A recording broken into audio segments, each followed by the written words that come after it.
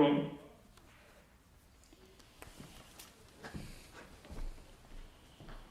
Welcome, good evening.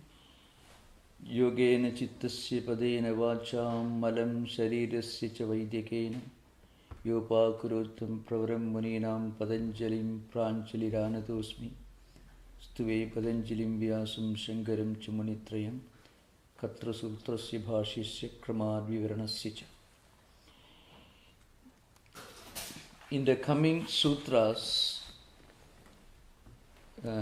you find Patanjali is preparing our mind logically to accept the reality of these special mental powers that come to a person who practices yoga.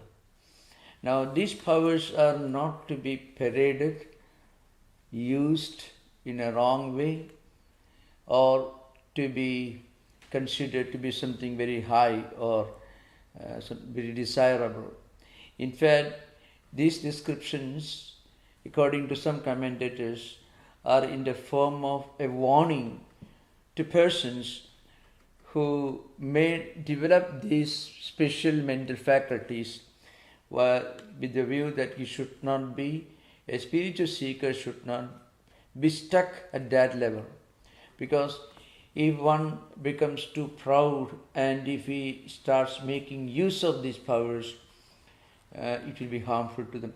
You have many stories and examples in the Gospel of Sri Ramakrishna. In the life of Sri Ramakrishna, you find Sri Ramakrishna happened to meet some persons. They came to visit him in the Dakshineswara temple, and they began to parade and exhibit some special mental faculties, and Sri Ramakrishna actually took them away from them. A higher spiritual person can help a spiritual seeker by taking them away from him. All these are different things. But one thing that I want to mention again and again, these ideas cannot be rationally verified in the laboratory of modern science. But the point is, Patanjali is talking about the natural faculties of a person when he focuses all his energies in one area which are inevitable for him. A scientist who devotes his whole lifetime to do experiments or investigation into science naturally develops an ability to see more into certain things than perhaps somebody who is not a scientist. This is true for anyone who devotes all his lifetime and energy and focuses all his mental powers in one direction.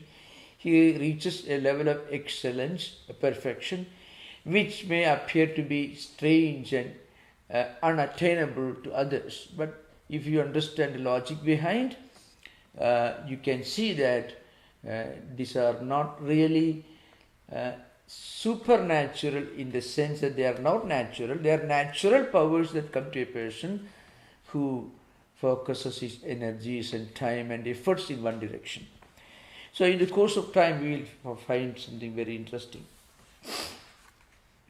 So next I think we have to discuss, we already touched upon the 15th sutra, which is very important. Kramanyatvam parinamanyatve hetuhu. We already discussed this.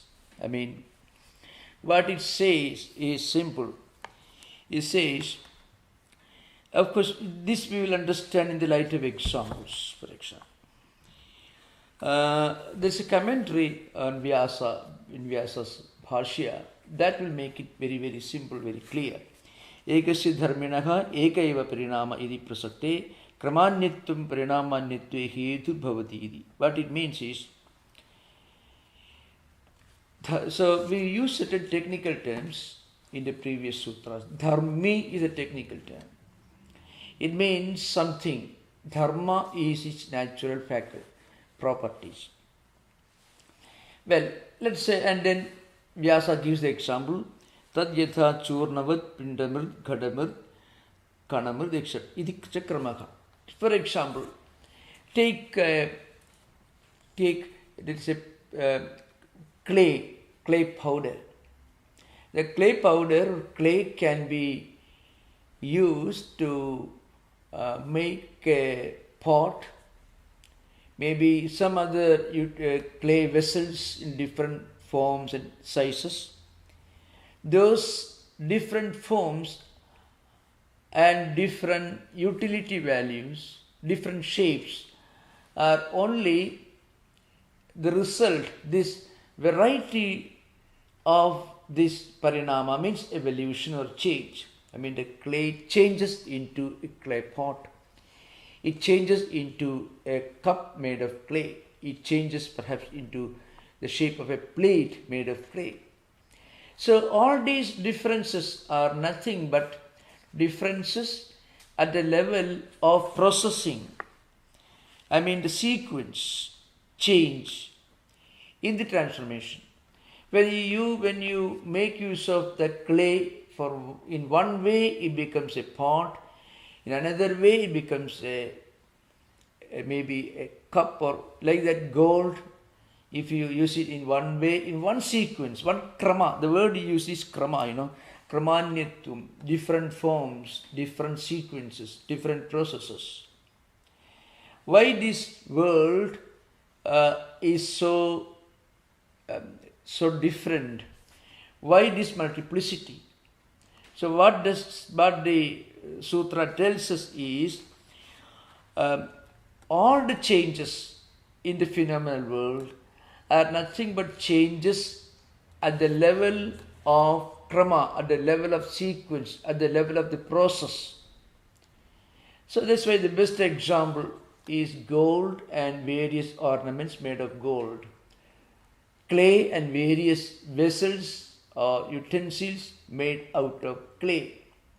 So like that, you find in this world varieties, differences. They are all, really speaking, different changes, different forms at the level of processing or sequence.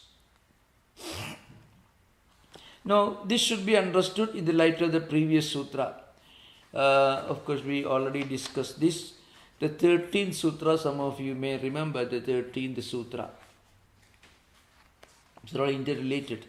Etena bhudendriyeshu dharma lakshanavastha parinama vyakhyadaha. You find this 13th sutra. The 13th sutra should be understood. What it means is,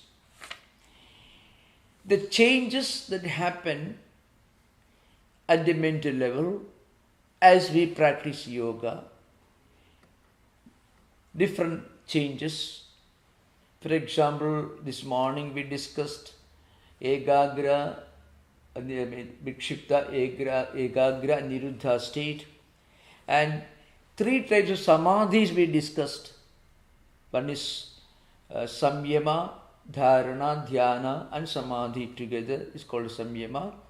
Then sampragnata samadhi and asampragnata samadhi, the highest level of spiritual experience according to yoga, where you get completely immersed in the identification of the Supreme Truth. So these are changes. These are sometimes viewed as changes taking place at the mental, emotional level. Similarly, Patanjali says changes do take place in the phenomenal world. That's why he says, Edena bhudendriyeshu dharma lakshana avastha parinama. Dharma means an innate nature, the form. For example, gold becomes earring and so on. And lakshana, parinama, means differences with regard to time, the past, present and future. Things, the phenomenal world undergo changes that we all know. Modern science tells us changes take place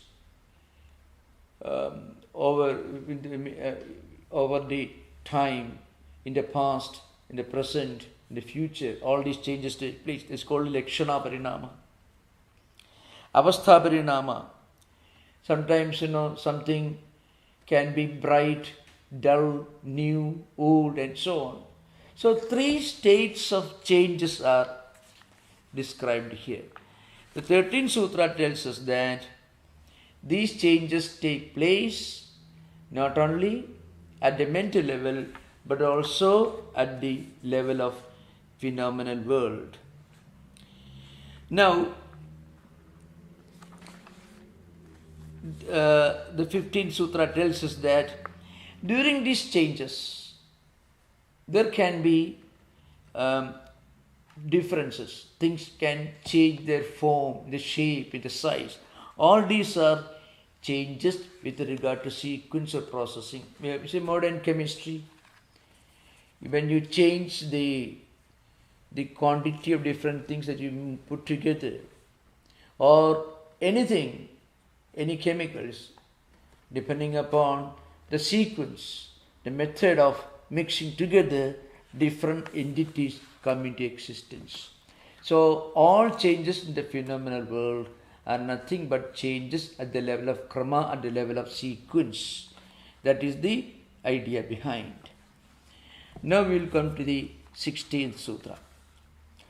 16th Sutra, that we have to discuss today. Parinamatraya samyamat atita anagata jnanam.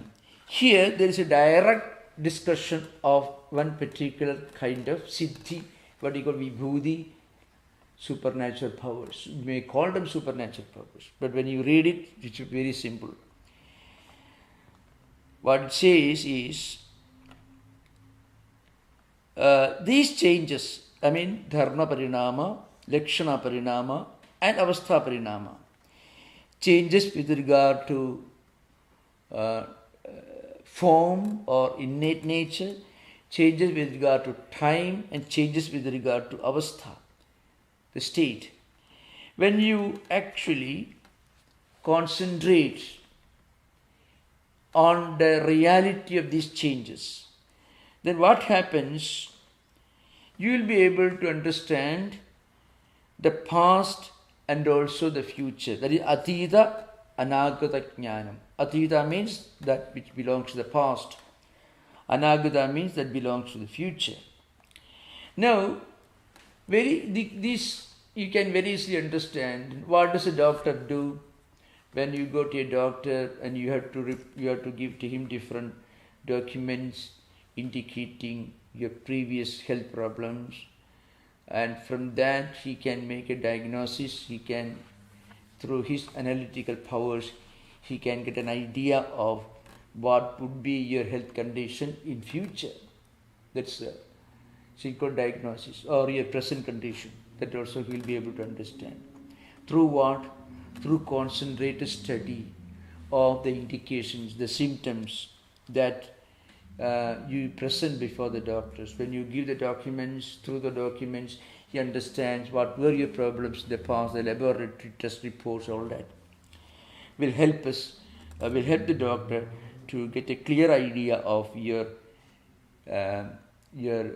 health condition. That is nothing but parinamatra samyama. Samyama means concentration. When we use the word dharana, dhyana, samadhi, we should not just imagine somebody sitting under a tree with a long beard immersed in meditation. That's not what it means. When the human mind gets completely concentrated, immersed through concentration on something, that person will be able to go deeper into the reality of what he is concentrating upon. That is the mystery of the great painters. See, an average painter who works very hard but is not so very skillful. He may paint something, but he cannot become a Michelangelo or Leonardo da Vinci. I can give you an example.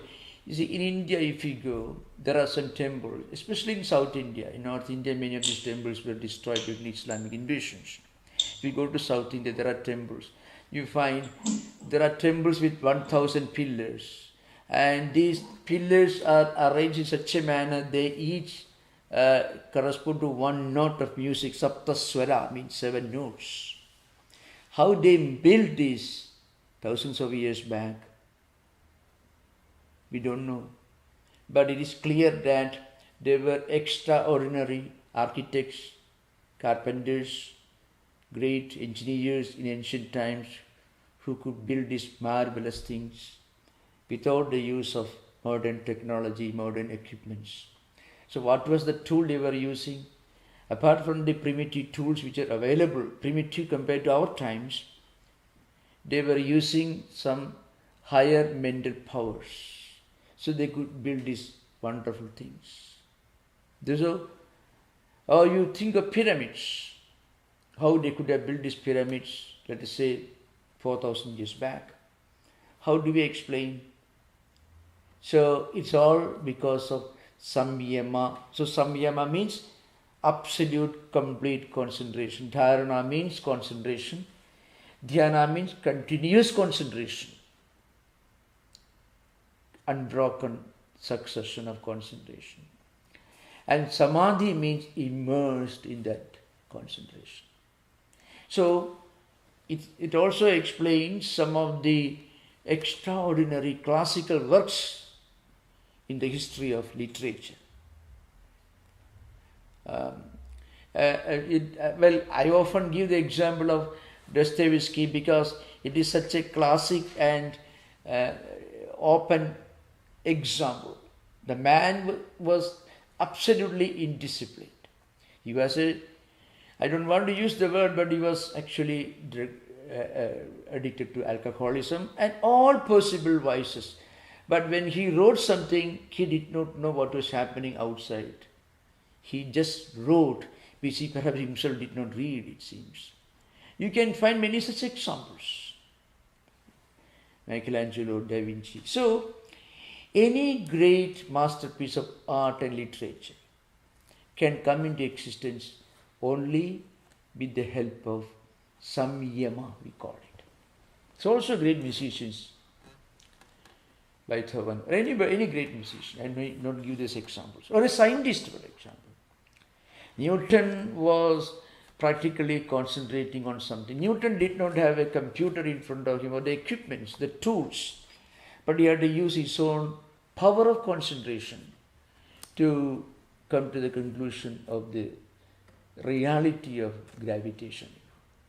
So, what Patanjali tells us is, when you use this power of concentration on your own mind, without focusing on something, but focusing on the reality itself, that we will discuss in the coming sutras. For example, I can give an example of this. Of course, we are going to discuss that later. It is. I can give one example of this kind of concentration. It comes in Vijnana Bhikshu's Yoga Bhashya Vartikam, where Vijnana Bhikshu is actually commenting on Vyasa's commentary, I think on 17th Sutra. So we are going to discuss 17th Sutra later, but to get an idea of this, I can just refer to that. The 17th Sutra is Shabdartha Prityayanam Itaredira Adhyasad Sankaraha Tat Paribhaga Samyama Sarva Bhuta Ruta Jnanam. This is the Sutra. We will discuss this elaborately, but to give an idea of how a yogi's mind works and how he is able to understand things that normal human beings may not be able to understand. I'm just I'm referring to one important section in Vijnana Bhikshu's famous commentary, that is Yoga Bhashya Vartikam, which is actually a commentary on Vyasa's commentary on Patanjali Yoga Sutras. There Vijnana Bhikshu says, Samyamantarasya Siddhyantaram Aha. Siddhyantara means I am going to discuss another power, another unique, extraordinary power that comes to a person who practices samyama. So we should remember, samyama means dharana, dhyana, samadhi. Ekatra samyama. That's already we mentioned earlier. Dharana, Dhyanam, Samadhi. Dharana means concentration. Dhyana, which is the seventh of Ashtanga Yoga, continuous, unbroken concentration. And Samadhi means immersed, being immersed in that, without focusing on any object. The highest degree of concentration. Now, when you apply these three psychological disciplines together, then mind automatically develops certain skills or powers of intuition, seeing deeper into things, seeing farther into things. So the commentator writes something which I say tribute to these great spiritual teachers and sages who revealed these great ideas to us. We must read their sacred words. So I am reading. Shabdartha pratyayanam idaredra sankha idaredra adhyasa samskaran tat prabhibhaga samyama sarvabhutarudha jnanam. What it means is, so is an example based on, or to clarify the meaning of the 17th sutra. 17th. So I should tell you what is 17th sutra.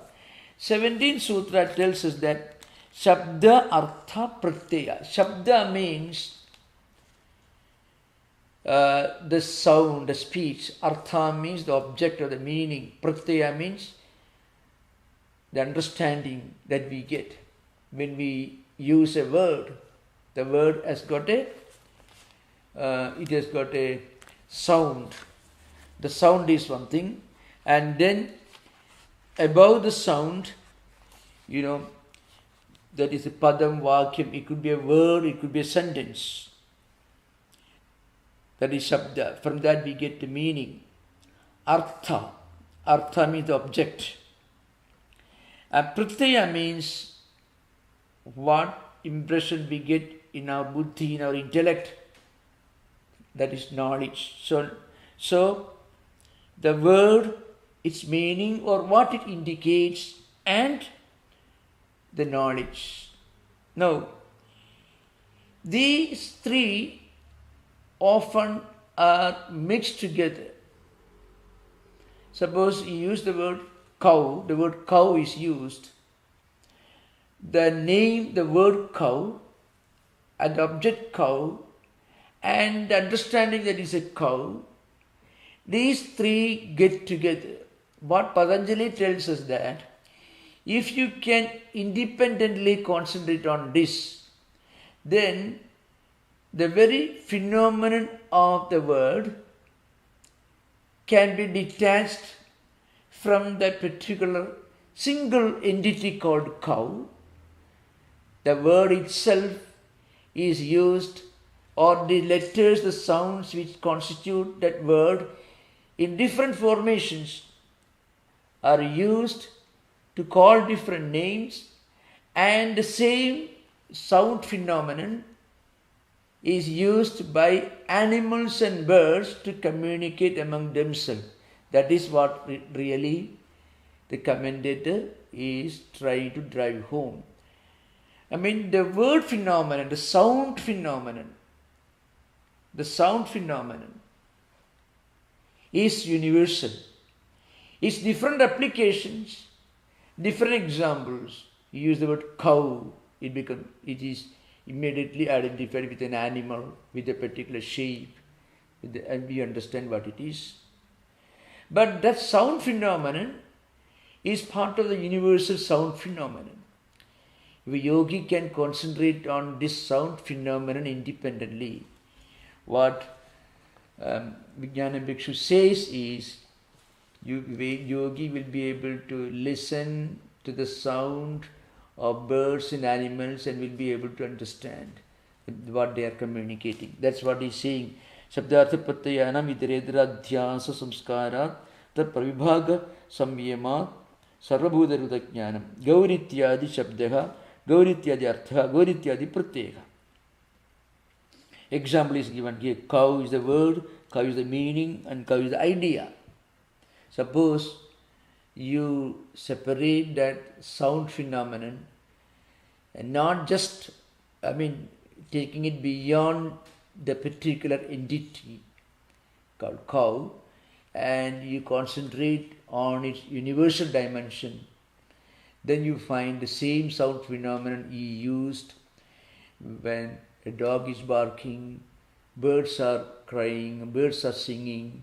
All the sound phenomena become immediately understandable, intelligible to the yogi. Again, I want to tell you that this again is a great idea that you find in the Yoga Sutras. So we have, of course, many stories you can find in Buddha's Jataka tales full of different animals speaking, and you can, in Buddha's life itself you find. Also you find the lives of great spiritual teachers where they could directly communicate with birds, animals, and they understood them, and the birds and animals understood these mystics, and the mystics also understood them. So that's the idea behind. Tesham Vakshimanam Sankedarupadhyasad Samskaraka Viveka Agrahanam Bhavadi. What happens is, when we superimpose in the form of convention, we superimpose the particular word cow on the animal cow, and then but the idea that is a cow, all these are put together, so they become compressed and condensed in one unit. But use the word, concentrate on the word as part of the universal sound phenomenon, then you find every animal, every sound phenomenon is constituted by the same entity. And the yogi learns to, when he masters that, he is able to understand how different animals and birds and different non-human beings communicate among themselves.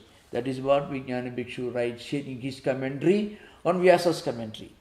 Vastudasu tesham bhedakasti adastesham vibhage bhede samyama sashakrude sadi sarvabhudanam rutani nyayante ayam kagadi imamartham evam pradityanena sabdena kathayediti evam ityarthakam. What Vijnana Bhikshu says is, because of the superimposition that we do, when we use the word cow, immediately that word is superimposed in that animal, the form, and then immediately it conveys an idea. This is what happens. But a yogi can divide them, yogi can detach them from each other. Pravibhaga means independently. A yogi will be able to practice samyama on each of them independently, taking one from each other. Then what happens? He will have the direct knowledge or sounds of all living beings, this crow or that beings, birds, everything. I am just giving an example. Now, just as a great medical practitioner or a great engineer is able to accomplish extraordinary things because of the concentrated study of his own chosen subject or area of specialization, or an artist or a writer. Similarly, a yogi, when he employs the same skill of concentration, is called samyama in the technical language of Patanjali Yoga Sutra. He is able to communicate with different living entities. Is an example given. What it means is, when you develop our own mental powers, our mind develops certain skills which may normally be considered to be supernatural. But if you look at the logical evolution or development of these skills, it is no more supernatural than the artistic powers of Michelangelo or Da Vinci or anybody, or the artistic skills of the Tolstoy or Dostoevsky, or maybe the scientific genius of Einstein or Newton at different areas. That's what is called samyama. So you can see here there is nothing occult or extraordinary or supernatural. If you look at the logic behind, it is natural. I mean, the ability to concentrate within our own mind, then mind develops many skills which remain hidden. As I mentioned in the another sutra, it's all like there is a sutra which comes in the Kaivalyapada, the 4th chapter, where Patanjali says, all these skills, all these abilities are just like removing obstacles that stand in the way of their development. You cut a canal, you remove the soil on that part of the earth, and the water flows from the river to the field. And you call it, I have cut a canal for 1 mile. And the earth for 1 mile long, that particular shape is removed, and then water flows. You have a huge granite block, and if you are a sculptor, you chisel out all unnecessary parts, and what comes out is the statue of a Buddha. So also a Tolstoy. The great geniuses, I'm talking about those who in their creative writings could look at humanity and human civilization, this unique unfolding of human life and human civilization from a different perspective. And suddenly you find it is true.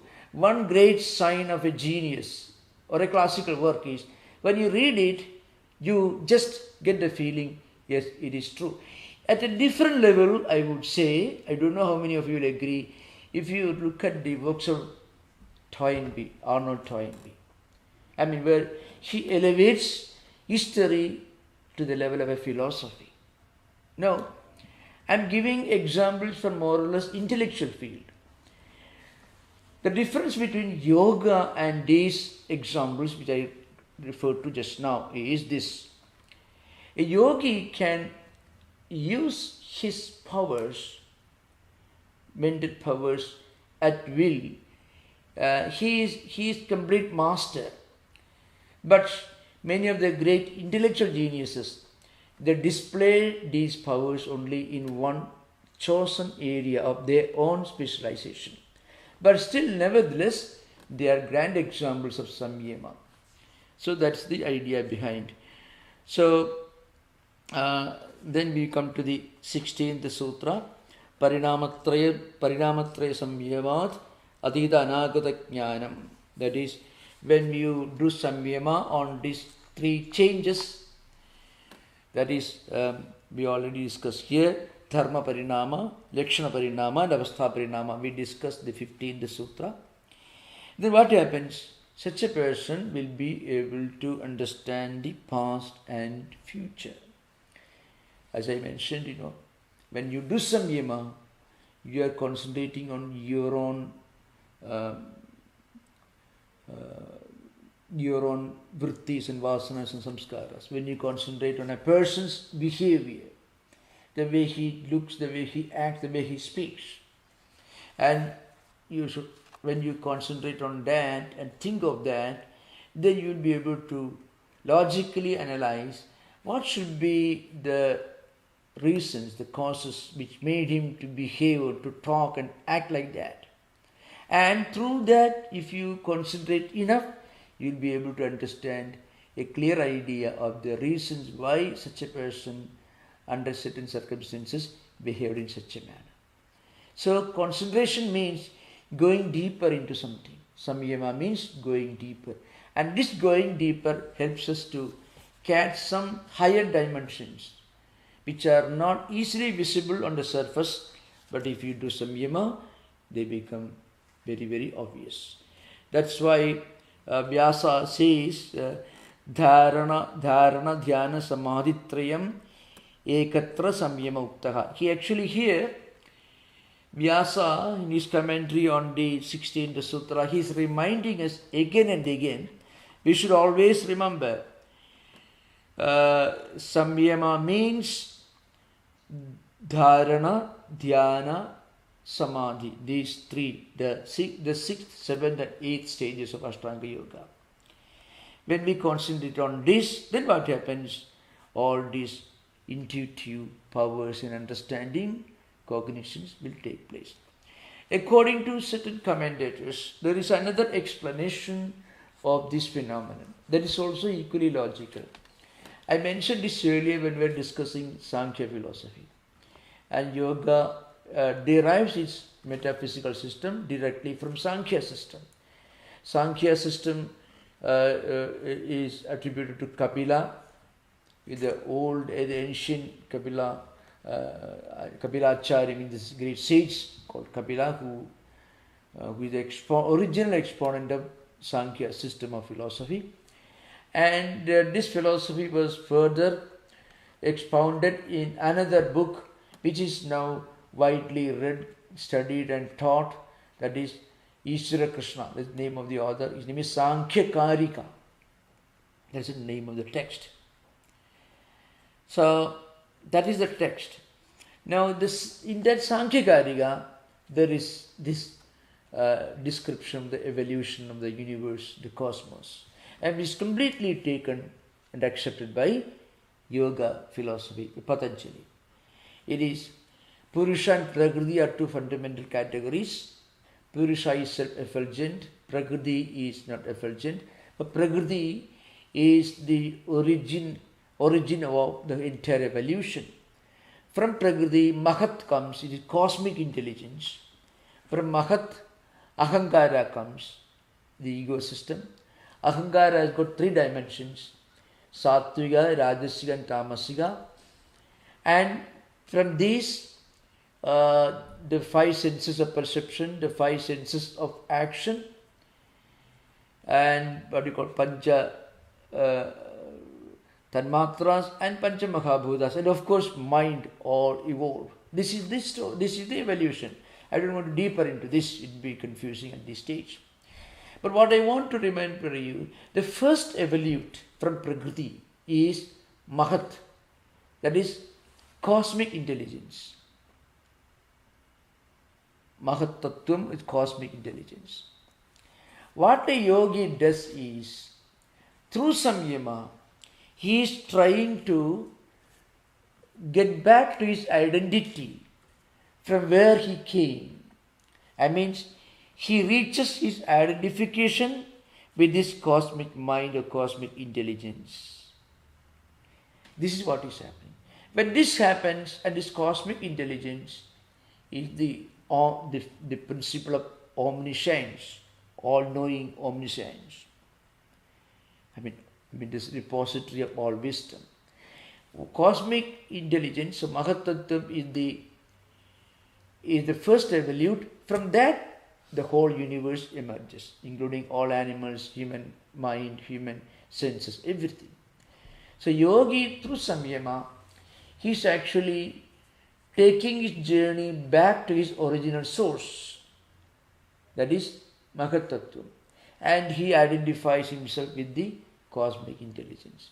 When he is able to do that, he becomes endowed with this extraordinary powers of cognition and intuition. This is the view of many of the commentators. Now it becomes very simple to understand. Just as you exercise your muscles, similarly yogi exercises his mind. When you exercise your muscles, the physical level, you can do many things. It's a man like, I think his name is Sergei Bukka, who was Soviet Union's pole vault champion. It is said that he for years, several years, I don't know how many years, 17, 20 years, every year he used to break his own record. There is no other record for him to break, pole vault. And his record still remains unbeaten. He is the greatest.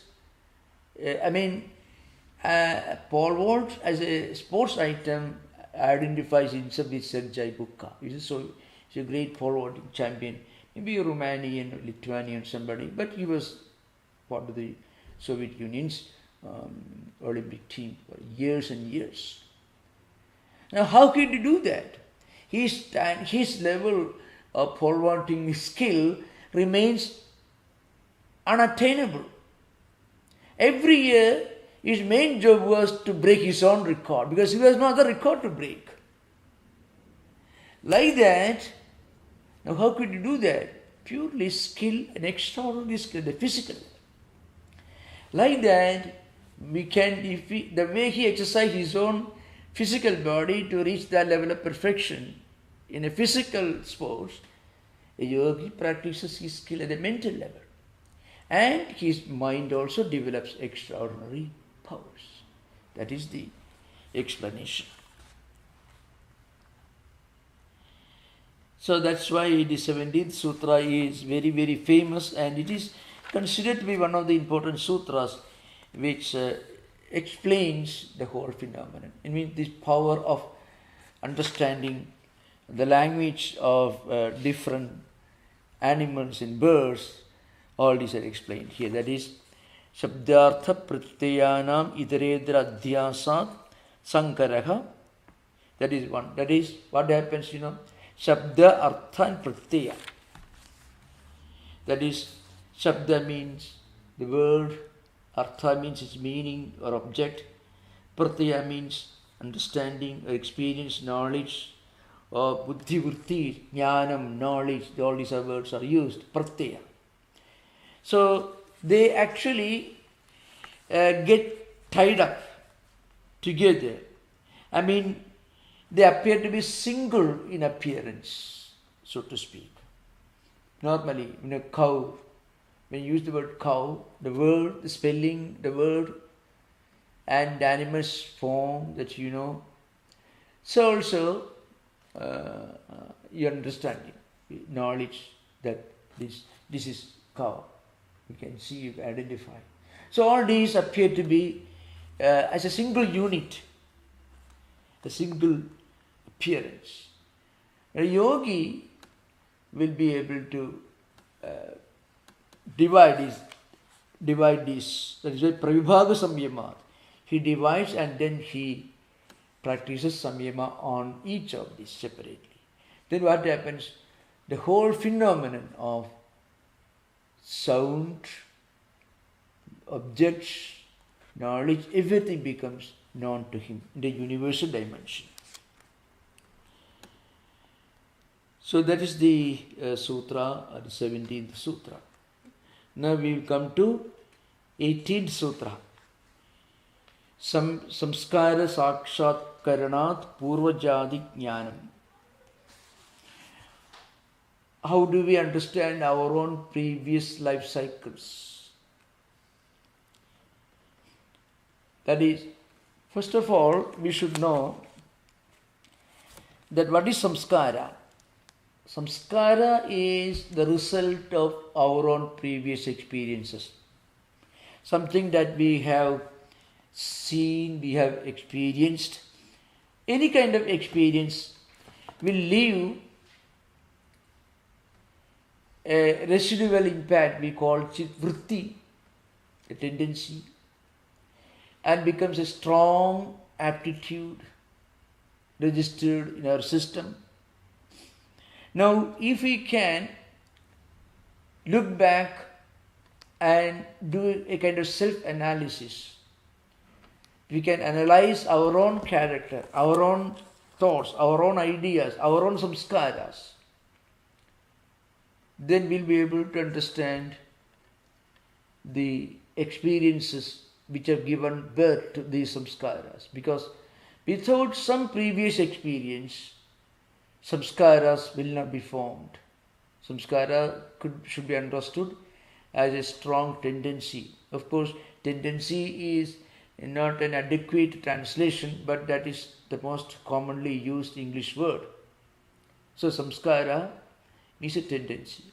If we can actually analyze our own samskaras, our own tendencies, our own thought currents emerging in our mind with samyama, with full concentration, then we'll be able to go and move backward, we will be able to travel backward on time.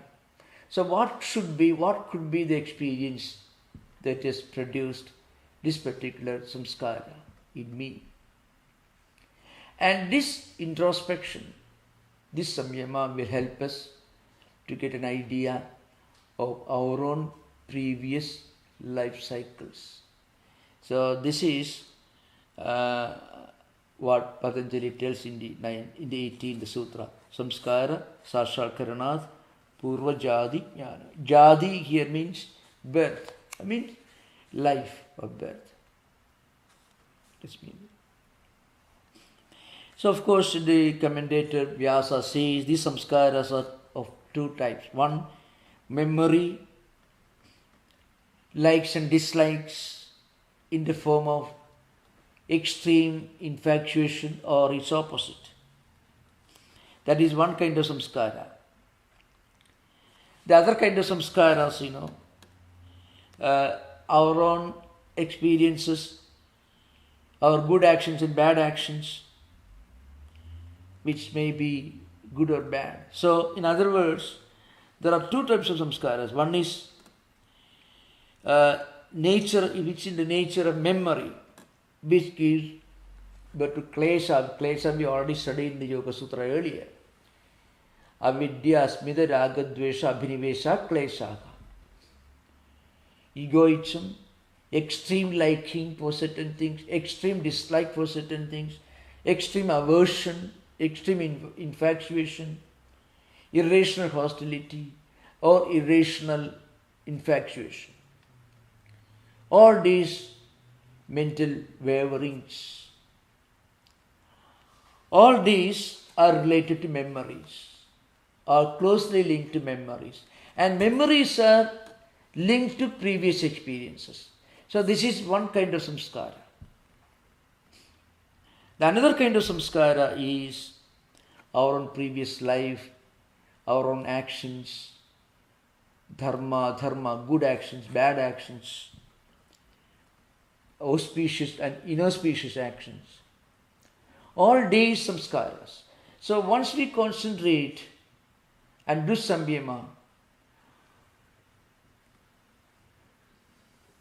on these samskaras, we can see the symptoms of the indications of these samskaras in our thought currents, in the way we talk, in the way we react to life and different situations. Which are all, our entire mental constitution is formed by these samskaras. So if a person can do samyama on these samskaras, it is possible for him to get those mental abilities, that intuitive power, and with that he will be able to get an idea of his own previous life cycles. Of course, the greatest example, there are many books on this subject. I am not talking about Edgar Cayce or the case studies. I am talking about Buddha's Jataka tales. In fact, a lot of dialogues in Buddha's life relate to this, refer to this. Indications of the previous life cycles. How do we define, how do we explain the way we act and behave? In the same family, 5 children born in identical family system, identical education, same kind of growing up, upbringing, but become totally different persons in everything, attitudes, tendencies, everything. How do we explain it? So there is something other than the physical body. The physical body is now being used by somebody who lived in his previous life cycle. Those samskaras, those tendencies have migrated to this new body. So our life doesn't begin with birth and our life doesn't end with death. Such a fundamental principle to be kept in mind when we try to understand Patanjali's Yoga Sutras. We should remember that all this I appear to be a bit exotic, irrational, unscientific and so on, but the great value, the great contribution of Patanjali is he never asks us to believe in anything blindly. He tries to scientifically, rationally explain what we can do if we do experiments in our own mind, in our own mental world, the way we do experiments in the external world. When we do experiments, when we practice different disciplines and concentration in the external world, we are able to discover many of the mysteries of nature. And similarly, when we do experiments in our own mental world, there is a huge reservoir of powers and abilities and faculties which remain hidden, which are waiting to unfold. That's what Patanjali Yoga Sutra tells us. Now we can have interaction. I think we have time. You are most welcome to ask questions. Most welcome. Hari Om Maharaj. Hari Om, yeah. Maharaj, one statement you made was how the powers which are exhibited by a yogi, for example, are not any more supernatural than the art that is exhibited by, say, someone like a Michelangelo.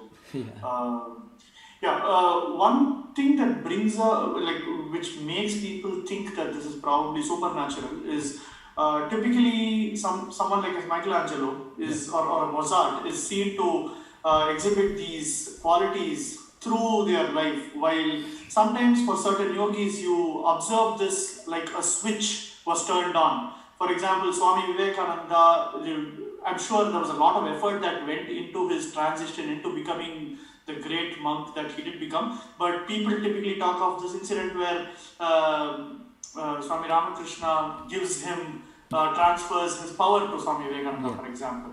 Or Ramana Maharishi, there is this story where he just went off into a mental zone all of a sudden, unexpectedly.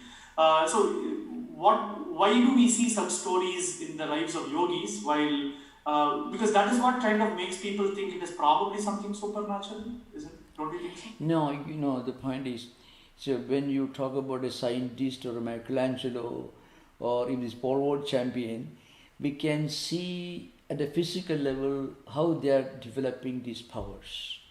We can see. But a yogi is experimenting, doing all these experiments, not at the physical level. So there is no way for us to verify. So frequently people may think that this is something supernatural.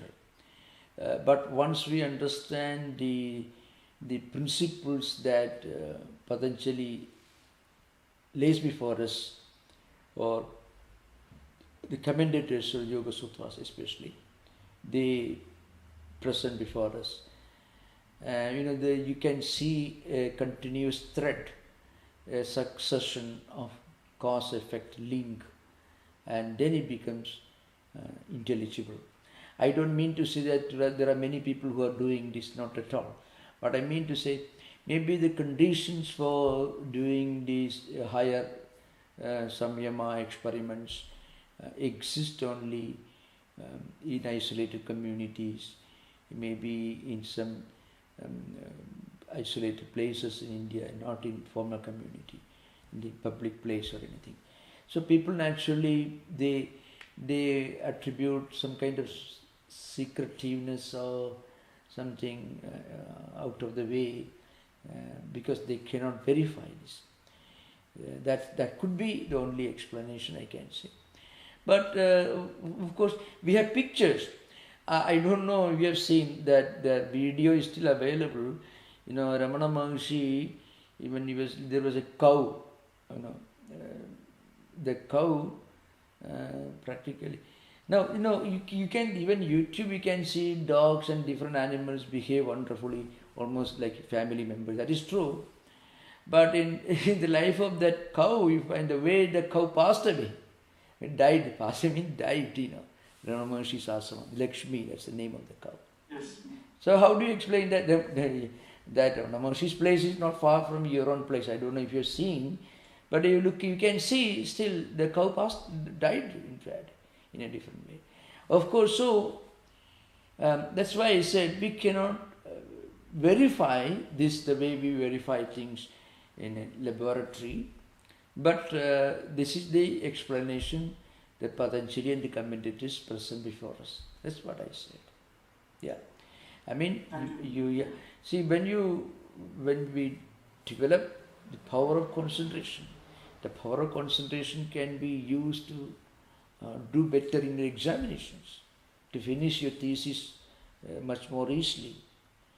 That kind of concentration at another level has got some other benefits, and this is the benefit, one of the benefits that Patanjali presents before us. That's it. Thank you, Maharaj. Thank you.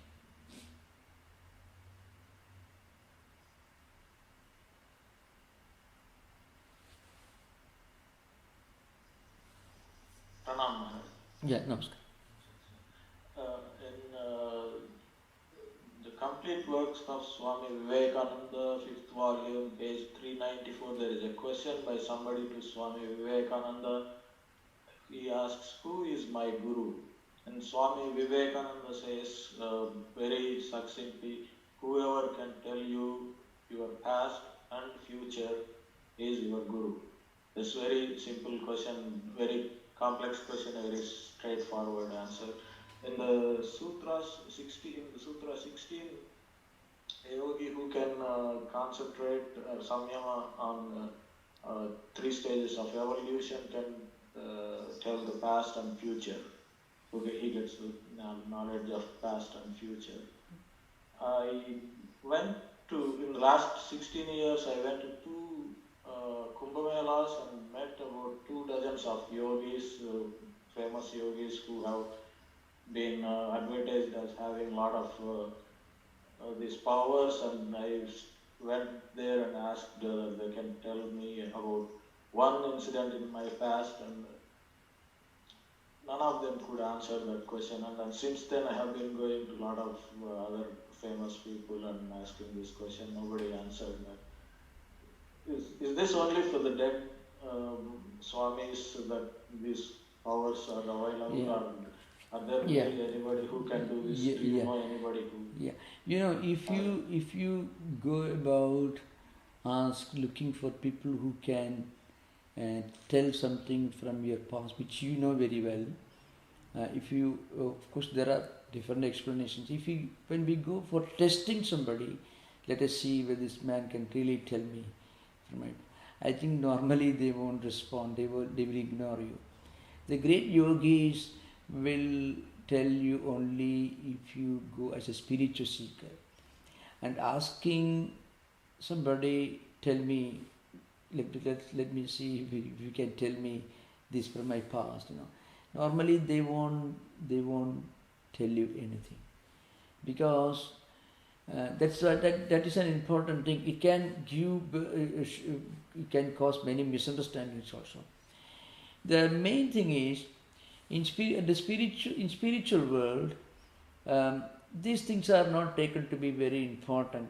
Genuine spiritual seekers do not consider these skills as something very important. So they're not a big deal.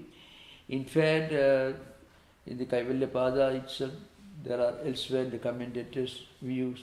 They say one should never make too much of these powers, and one should completely ignore. And surprisingly, you find, if you look at the great epoch makers of the spiritual world, all of them have used one way or other some of these skills which which we all call supernatural powers. True. But they never paraded them. They never made an exhibition of them. This is a very important point to remember. Buddha did. See, one lady came and her children had passed away and were crying and weeping. Buddha could have easily changed her mind the way he changed Angulimala's mind. In another context, another story. But Buddha just gave her some mustard seed and go about. No, he didn't give mustard seed, sorry. He told her, you please go and visit different houses in the village and get 1 seed of mustard seed from each of this village. Different versions of the story. And the lady came back, she could not go, she could not meet any house owner, any householder where nobody had passed away. She became consoled. So you find even the greatest teachers may not use this kind of, all right, I've solved the problem. It is wrong and it is forbidden. And Sri Ramakrishna uses a very strong language to condemn this, which I won't. Sri Ramakrishna was a very simple person who spoke great truth in very simple language. So he didn't mince words. He actually compared this supernatural powers to something totally repugnant and undesirable. It is totally undesirable. He used such a language in fact, to condemn those who go for this.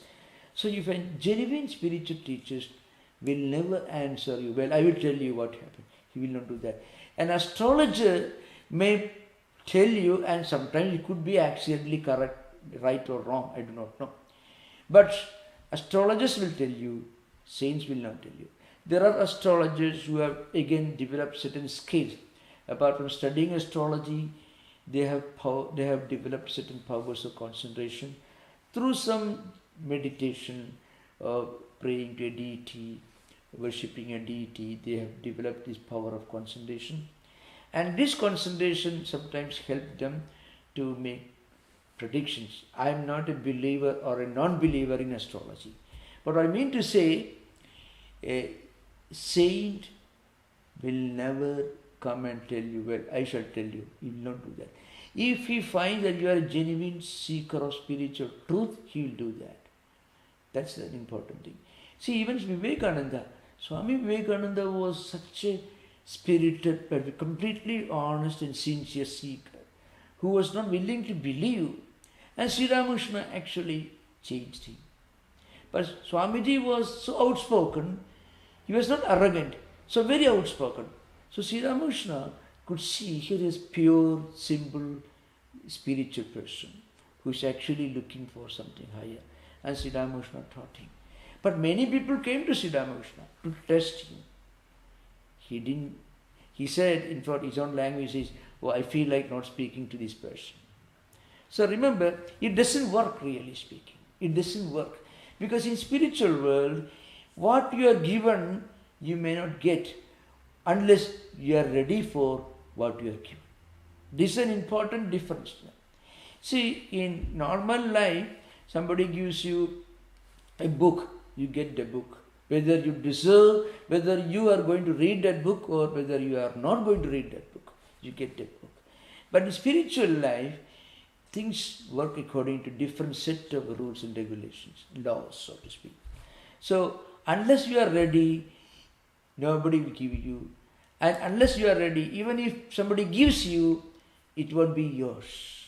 That's an important point, remember.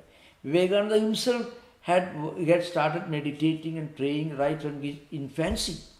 Remember? That's it. He was such a sincere seeker. And Sri Ramakrishna could see that. So this is an important point. In spiritual life, we won't get unless we are ready for it. And even if we get, if we are not ready for it, it will be of no use to us. This is an important point to keep in mind. So very often we try to judge and understand spiritual things using the laws of empirical world, and that's a gross mistake. It's an important point to remember. How do we avoid false gurus? Well, I think you should attend. If you don't mind, may take classes like this, where Patanjali tells you there is nothing occult. If somebody tells you this is something that I got from somebody appeared and I gave me this, I give you, it's not available to anyone else, don't accept it. You can quote Vivekananda. What Swami Vivekananda says is, somebody tells you, I know this, but you will never be able to know this. It is only given to me. Don't accept him. If somebody tells you, well, I know this, You too can have it only when you are ready for it. Then you can accept him. So any kind of exclusivistic claims, extravagant claims, itself is an indication that it is really non-genuine. This is an important point. Spiritual experience is universal. That's why Patanjali says anyone who is ready, see, one should go through the yamas and niyamas only. That itself is a big deal, so to speak. You think of all these 10 disciplines: ahimsa, satya, asteya, brahmacharya, aparigraha, shaucha, santosha, tapaswadhyaya, ishapanitana. 10 disciplines to practice in word, in thought, in deed. Truthfulness, purity, contentment, then non-possessiveness. All these, how can we practice in word, in thought and deed? It certainly takes a lot of effort, a lot of practice. Once we do this, once we practice this, then we will be able to find out who is the right person or not. This is an important point to remember. Thank you. Thank you.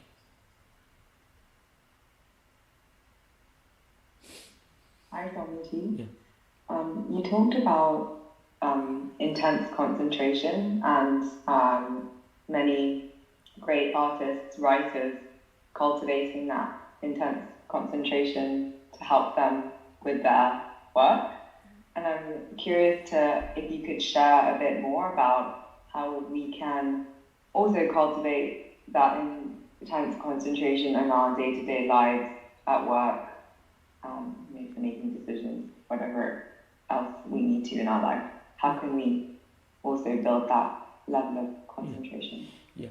Yeah, we can increase our concentration by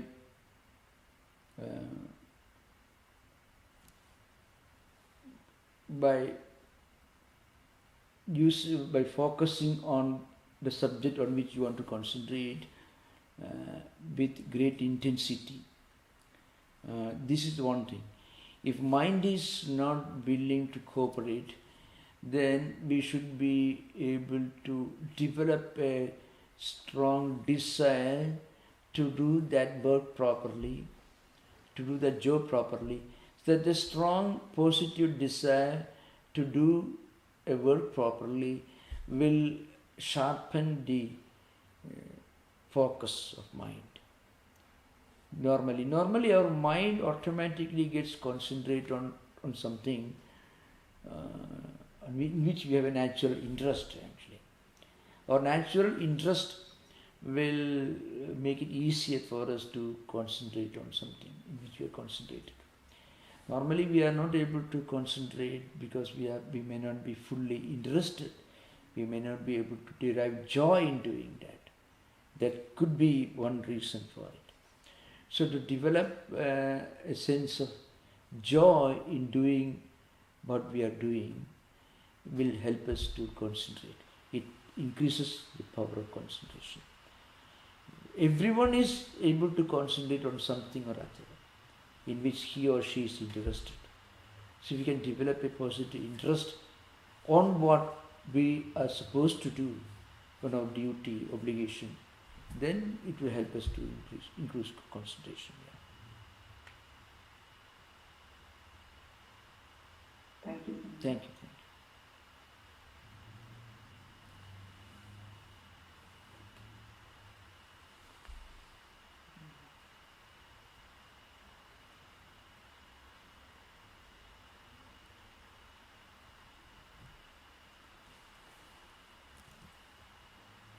There are no more questions, Maharaj. Yeah, no more questions? Thank you. Okay. Yeah.